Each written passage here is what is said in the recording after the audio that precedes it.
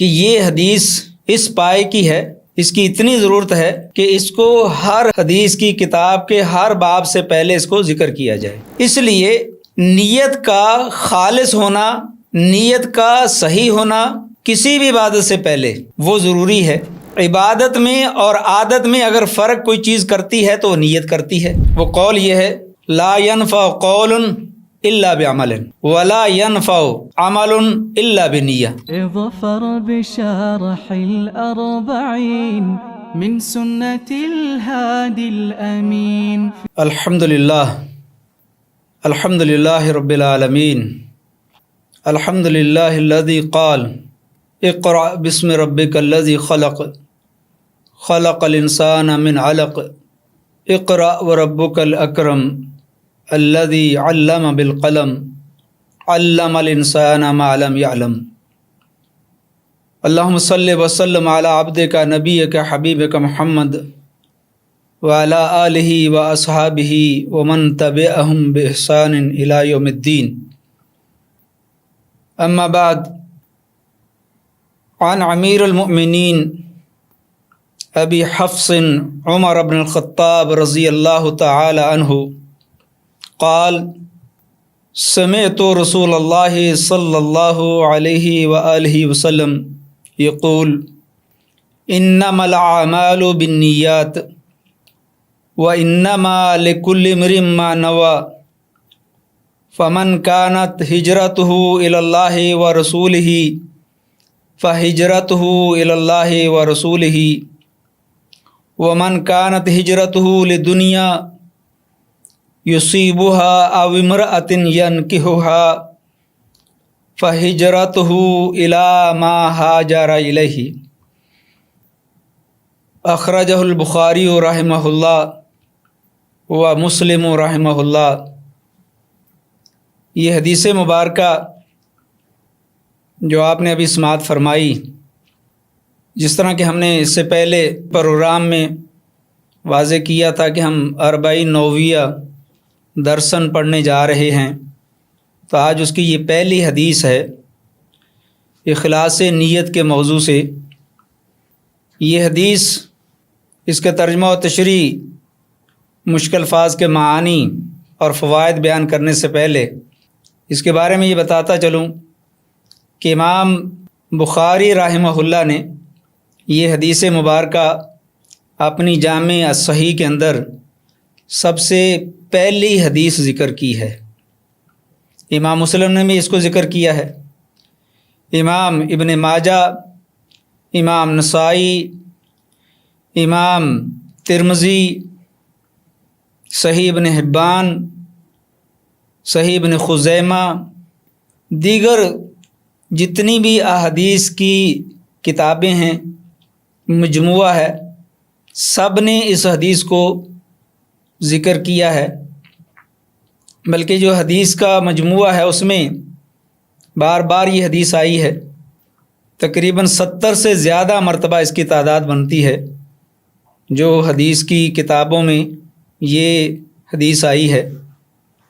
امام ترمذی نے امام عبد الرحمن مہدی رحمہ اللہ کا قول ذکر کیا ہے۔ وہ یہ کہتے ہیں کہ یہ حدیث اس پائے کی ہے، اس کی اتنی ضرورت ہے کہ اس کو ہر حدیث کی کتاب کے ہر باب سے پہلے اس کو ذکر کیا جائے۔ تو اسی کے پیش نظر امام بخاری رحمہ اللہ نے بھی اس حدیث کو سب سے پہلے ذکر کیا ہے، اور یہی نظریہ لے کر امام نووی رحمہ اللہ نے جب 40 نوویہ کا مجموعہ جمع کیا تو اس میں سب سے پہلے اس حدیث کو ذکر کیا ہے، کیونکہ یہ بہت ہی اہمیت کی حامل حدیث ہے۔ تو ہم سب سے پہلے اس حدیث کے مشکل الفاظ کے معنی بیان کریں گے، اس کے بعد اس کا ترجمہ بیان کریں گے۔ تو یہ حدیث انما الاعمال، کلمہ انما حصر کا معنی دیتا ہے، جس کے معنی تاکید ہے، اور بے شک، یقیناً کے معنی میں استعمال ہوتا ہے۔ اعمال عمل کی جمع ہے، نیات نیت کی جمع ہے، اور نیت دل کے ارادے کا نام ہے، قصد کا کرنا مراد نیت ہے۔ اور یہ نیات بہت کم احادیثوں کے اندر آیا ہے، زیادہ تر انما الاعمال بالنیہ مفرد استعمال ہوا ہے۔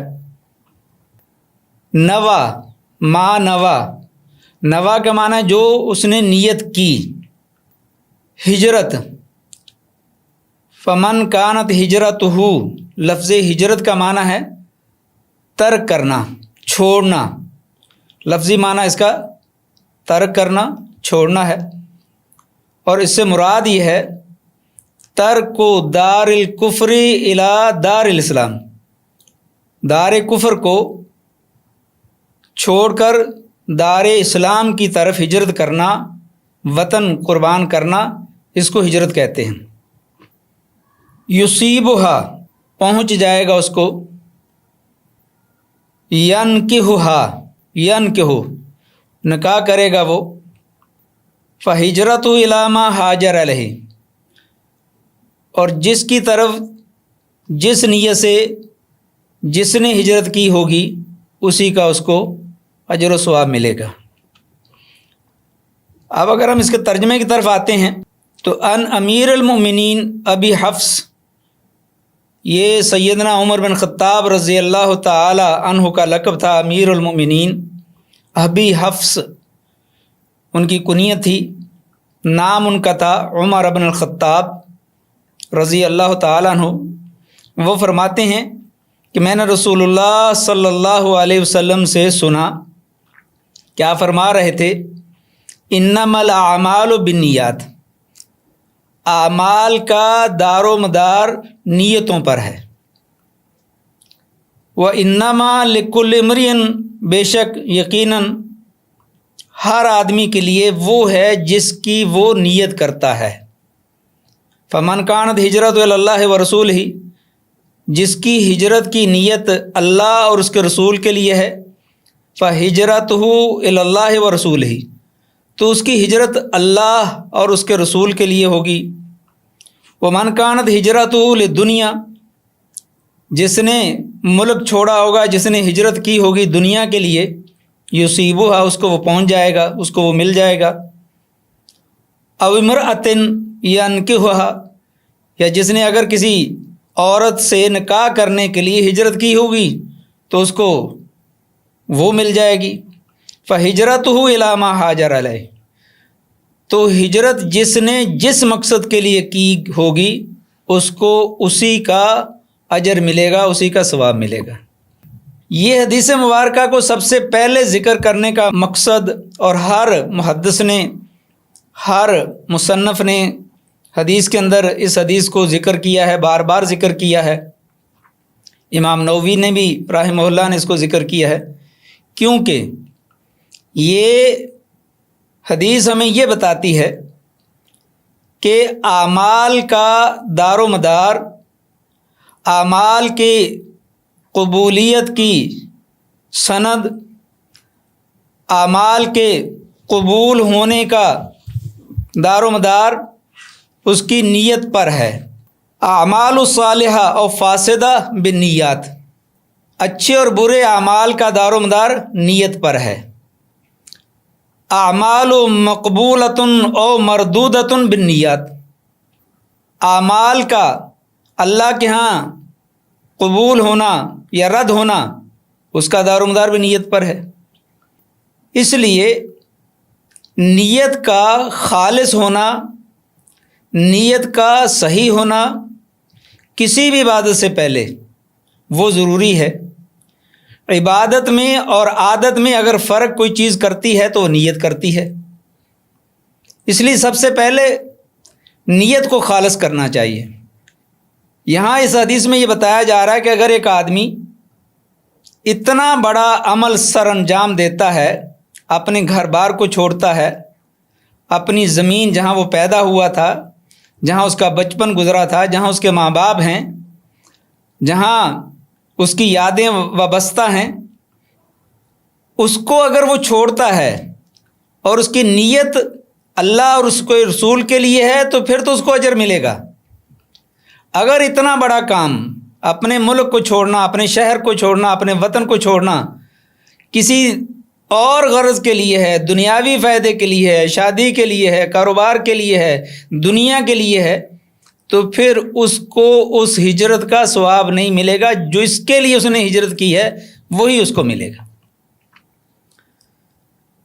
تو اس حدیث کو آپ اس طرح بھی سمجھ سکتے ہیں کہ اعمال بھلے جتنا بھی بڑا کیوں نہ ہو، اگر نیت خالص نہیں ہے، اگر نیت اللہ کے لیے نہیں ہے، اگر نیت اللہ اور اس کے رسول کی رضامندی حاصل کرنا نہیں ہے، تو بڑے سے بڑا عمل بھی اس کا ضائع جائے گا، رائے گاں جائے گا، اس کو اجر و ثواب نہیں ملے گا۔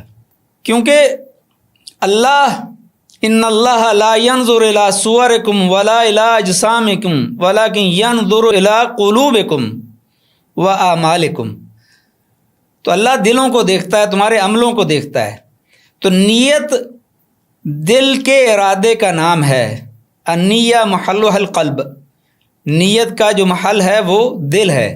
دل میں کس ارادے سے آپ یہ کام کر رہے ہیں؟ آپ جو بھی نیکی کر رہے ہیں، جو بھی کام کر رہے ہیں، آپ کا مقصد کیا ہے، مطلب کیا ہے، آپ چاہتے کیا ہیں؟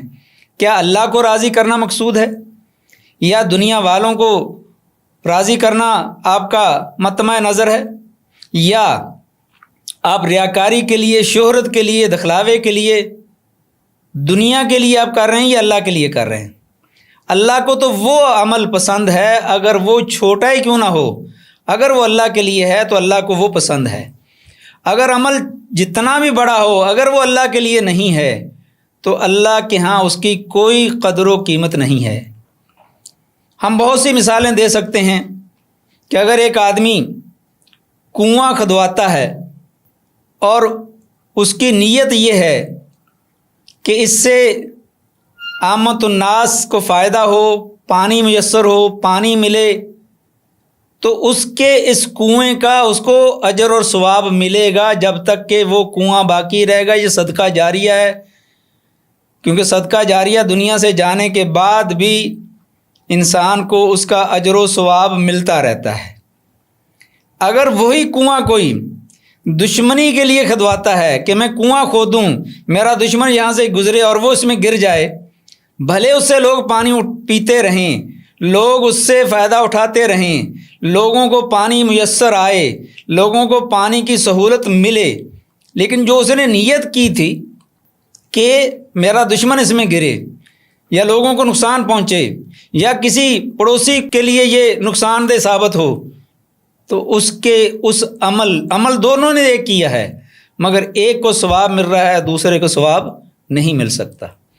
ایسے ہی اگر ایک آدمی گھر میں کمرہ بناتا ہے اور کمرہ بناتے ہوئے اس کے گھر میں ایک ونڈو رکھتا ہے، کھڑکی رکھتا ہے، اور دو لوگ مکان بناتے ہیں اور دونوں اسی طرح ونڈوز رکھتے ہیں، ایک کی نیت یہ ہے کہ اس سائیڈ میں مسجد ہے اور مسجد میں اذان کی آواز آئے گی اور وہ میرے کانوں تک پہنچے گی اور میں وقت پر نماز ادا کروں گا مسجد میں جا کر، تو دوسرا یہ کہتا ہے کہ میں نے کھڑکی یہاں پر اس لیے رکھی ہے کہ ویسٹ اوپن ہے، ادھر سے مجھے ہوا آئے گی، کمرہ خوبصورت لگے گا، روشنی آئے گی۔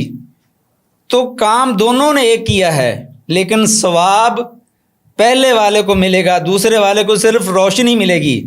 اور اللہ کی قدرت دیکھیے کہ دوسرے والے کو بھی روشنی بھی ملے گی، خوبصورتی بھی ملے گی، ویسٹ اوپن ہونے کی وجہ سے اس کو ہوا بھی ملے گی، دونوں چیزیں اس کو ملیں گی۔ اور اگر نیت اللہ کے لیے کر لی جائے تو اللہ تعالیٰ دونوں چیزیں دیتا ہے اور بہت کچھ دیتا ہے۔ اسی طرح دین کے کام ہیں اور عبادات ہیں، اس میں اللہ کے لیے کرنا چاہیے، ہر کام خالص لوجہ اللہ کرنا چاہیے، کہ اگر وہ اللہ کی رضا کے لیے ہے اور چھوٹا کام بھی ہے تو اس کا بہت بڑا اجر مل سکتا ہے، بہت بڑا اجر ہوگا۔ اور اگر بڑا کام ہو اور نیت اس کی خالص نہ ہو تو اس بڑے کام کا بھی اسے کچھ نہیں ملے گا۔ یہاں پر وہ حدیث جو مشہور حدیث ہے، سیدنا ابو ہریرہ رضی اللہ تعالیٰ عنہ کی بخاری مسلم کے اندر روایت ہے، صحیح روایت ہے کہ ان سے پوچھا گیا کہ آپ کوئی ایسی حدیث سنائیں جس کے بارے میں آپ بہت مطمئن ہیں، آپ نے خود سنی ہے، اللہ کے رسول سے آپ نے صلی اللہ علیہ وسلم سے آپ نے سنی ہے۔ تو جب وہ حدیث بیان کرنے لگتے تھے، اس حدیث کے اندر جو ایک بہت بڑا میسج ہے، اس کی وجہ سے اس کو سامنے رکھ کر سیدنا ابو ہریرہ رضی اللہ تعالیٰ عنہ وہ حدیث املا کرنے سے پہلے، وہ حدیث سنانے سے پہلے، وہ حدیث بیان کرنے سے پہلے خوف اور ڈر کی وجہ سے ان پر غشی طاری ہو جاتی تھی اور بے ہوش ہو جاتے تھے اور گر جاتے تھے۔ وہ حدیث کیا ہے؟ اس کے اندر 3 لوگوں کا تذکرہ ہے، عمل بہت بڑے بڑے ہیں۔ ایک قاری قرآن ہے، عالم دین ہے، ایک مجاہد ہے، اللہ کے راستے میں شہید ہونے والا ہے، اور ایک سخی ہے، اللہ کے راستے میں اپنا مال پانی کی طرح بہانے والا ہے۔ جب اللہ تعالیٰ نے تینوں سے پوچھے گا تو وہ یہی کہیں گے کہ ہم نے تو یا اللہ میں نے تو آدھی زندگی پڑھنے میں لگا دی، پھر پڑھانے میں لگا دی، اور دوسرا کہے گا یا اللہ ہر انسان کو جان سب سے زیادہ پیاری ہوتی ہے، وہ میں نے تیرے راستے میں قربان کر دی، اور تیسرا کہے گا مال ہر بندے کو دنیا میں بہت عزیز ہوتا ہے، میں نے مال خرچ کیا، پانی کی طرح بہایا۔ اللہ تینوں کو کہے گا۔ اس وجہ سے سیدنا ابو ہریرہ رضی اللہ تعالیٰ عنہ غش کھا کر گر جاتے تھے۔ کتنے عظیم عمل ہیں، کتنے بڑے بڑے عمل ہیں، قاری قرآن ہونا، عالم دین ہونا، شہید ہونا، اور اپنا مال اللہ کے راستے میں خرچ کرنا، مگر اللہ کہے گا کذبتا، پہلے کو کہے گا تو جھوٹ بولتا ہے، دوسرے کو بھی، تیسرے کو بھی۔ پہلے والے کو کہے گا اللہ تعالیٰ تو نے تو قرآن اس لیے پڑھا تھا لیقال قاری وقد قیل، لوگ تو یہ قاری کہیں، تیری شہرت ہو، تیرا ولولہ، تیرا نام گونجے لوگوں کے ہاں، وہ ہو چکا دنیا میں۔ قد قیل، میرے پاس تیرے لیے کچھ نہیں، میرے لیے تو کیا ہی نہیں تھا یہ سب کچھ، تو نے تو دنیا کے لیے کیا تھا، شہرت کے لیے کیا تھا، فیمس ہونے کے لیے کیا تھا، میرے پاس کچھ نہیں ہے۔ اور فرشتوں کو کہا جائے گا اس کو گھسیٹو، اور گھسیٹتے ہوئے سے اوندے منہ کر کر جہنم میں پھینک دو۔ اور اسی طرح شہید کو کہا جائے گا، اسی طرح سخی کو کہا جائے گا۔ عمل کتنا بڑا ہے، نیت خالص نہیں ہے۔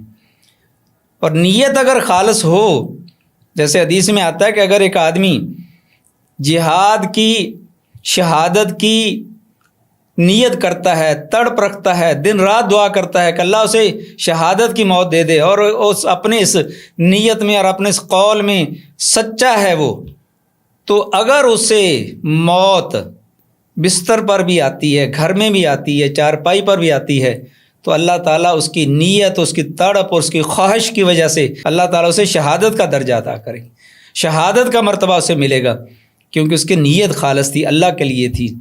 اس لیے ہمیں یہ حدیث سامنے رکھنی چاہیے ہر نیک کام کرنے سے پہلے، ہر عبادت کرنے سے پہلے، کہ وہ کام اللہ کے لیے ہو، لوجہ اللہ، اللہ کی رضا کے لیے ہو، دنیا کے لیے نہ ہو، تو پھر وہ کام ہمیں نفع دے گا، دنیا میں بھی آخرت میں بھی۔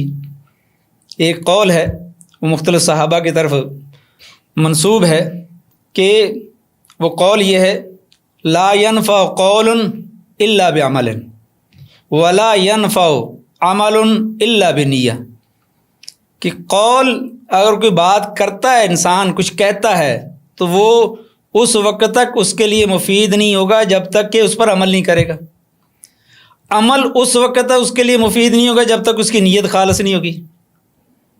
اور تیسری جگہ پر فرمایا کہ نہ قول فائدہ دے گا، نہ فعل فائدہ دے گا، نہ نیت فائدہ دے گی، جب تک کہ یہ تینوں چیزیں اللہ کے رسول صلی اللہ علیہ وسلم کی سنت کے موافق نہ ہوں گے۔ تو یہ چیز بھی ہے کہ قول بھی ہونا چاہیے، اس کے ساتھ عمل بھی ہونا چاہیے، اور نیت بھی خالص ہونی چاہیے، اور وہ عمل بھی اللہ کے رسول صلی اللہ علیہ وسلم کے بتائے ہوئے طریقے کے مطابق ہونا چاہیے۔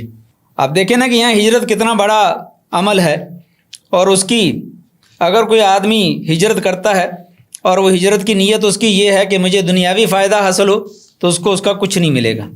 اور اگر وہی آدمی نیت اللہ کے لیے کرتا ہے، وہ ہجرت اس کی اللہ کے لیے ہے، اور انشاءاللہ اس کو دیگر فوائد بھی حاصل ہوں گے۔ ایسے ہی اگر کہ طالب علم دین اس لیے پڑھتا ہے کہ لوگوں میں وہ شہرت حاصل کرے، لوگوں کے ساتھ مناظرے کرے، اس کا چرچا ہو۔ آج تو یہ بیماری بہت زیادہ ہے، میرے فالوور بڑھے ہیں، لوگوں میں فیمس ہوں اور میری شہرت ہو۔ اگر علم اس لیے حاصل کرتا ہے تو وہ علم اس کے لیے وبال ہوگا۔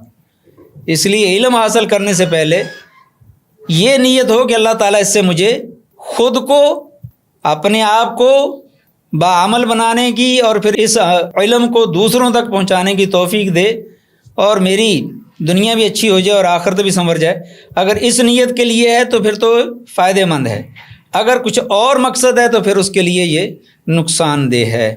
تو اس لیے نیت سب سے پہلے خالص کرنی چاہیے اللہ کے لیے، اس کے بعد دیگر فوائد جو ہیں وہ بعد کی بات ہیں۔ تو آخر میں اگر ہم اس حدیث کے جیسے کہا تھا کہ ہم کچھ فوائد، یعنی اس حدیث سے احکامات کیا استنباط ہوتے ہیں، اس سے ہمیں فوائد کیا حاصل ہوتے ہیں، تو اس میں سب سے پہلا فائدہ تو ہمیں یہ ملتا ہے کہ عمل میں اخلاص ہونا یہ قبولیت کی شرطوں میں سے ایک شرط ہے۔ اگر اخلاص نہیں ہے تو وہ عمل قبول نہیں ہو سکتا، کیونکہ اللہ تعالیٰ تو خالص چیزوں کو پسند کرتا ہے۔ جو کام اللہ کے لیے ہوگا اللہ اسے پسند کرتا ہے، تو اس کا اسے اجر و ثواب بھی ملے گا۔ اور دوسرا اس سے یہ فائدہ ملتا ہے کہ ہم ریاکاری سے اپنے آپ کو بچائیں، کیونکہ ریاکاری سے بڑے بڑے دکھلاوے سے، شہرت کے لیے کیے ہوئے کام سے بڑے بڑے اعمال بھی ضائع ہو جاتے ہیں، ان کا ثواب بھی ختم ہو جاتا ہے۔ اور یہ بھی ہمیں پتہ چلتا ہے کہ نیت دل کے ارادے کا نام ہے۔ تیسرا فائدہ یہ کہ نیت دل کے ارادے کا نام ہے، زبان سے نیت مشروع نہیں ہے، الا یہ کہ جہاں جیسے حج کے لیے نیت کے الفاظ وارد ہیں احادیث کے اندر، وہاں ہم الفاظ سے نیت کریں گے۔ باقی جتنی بھی عبادات ہیں اس کے لیے الفاظ ادا کرنا ضروری نہیں ہیں، بلکہ الفاظ اگر ادا کریں گے تو بدعت کے زمرے میں بھی جا سکتے ہیں۔ تو اس لیے وہاں پر صرف دل سے نیت کرنی ہے، زبان سے نیت کرنے کی ضرورت نہیں ہے۔ اور مومن پر لازم ہے کہ جتنی بڑی یہ نیت یہ عظیم الشان ہے تو اس کا پورا یقین ہونا چاہیے کہ جب اس نے عمل کر لیا ہے اچھی نیت سے تو اس کو ثواب بھی ملے گا، دنیا میں بھی اور آخرت میں بھی۔ اور نیت، پانچواں فائدہ اس کا یہ ہے کہ نیت ہر عمل کا اہم رکن ہے، اساس ہے، اور اس کے اعمال کے ثواب کا دار و مدار اور انجام کار کا دار و مدار اس کی نیت پر ہے۔ تو انسان دیکھ لے کہ اس نے نیت کیسی کی ہے، اس کی نیت کیا ہے، کس مقصد کے لیے وہ کام کر رہا ہے، وہی اس کو ملے گا جس مقصد کے لیے اس نے وہ کام کیا ہے۔ تو یہ ہماری پہلی حدیث ہے اربعین نوویہ کی، جس کا عنوان ہم دے سکتے ہیں اخلاص نیت، اور اس کا ترجمہ مشکل الفاظ کے معنی، تشریح اور آخر میں ہم نے فوائد کا تذکرہ کیا ہے۔ اللہ سے دعا ہے کہ اللہ تعالی ہمیں سنت رسول صلی اللہ علیہ وسلم سے محبت کرنے کی توفیق عطا فرمائے، اور اللہ تعالی ہمیں دین کو، احادیث کو سمجھنے کی اور سمجھ کر اخلاص کے ساتھ اس پر اللہ ہمیں عمل کرنے کی توفیق عطا فرمائے۔ وآخر دعوانا الحمدللہ رب العالمین۔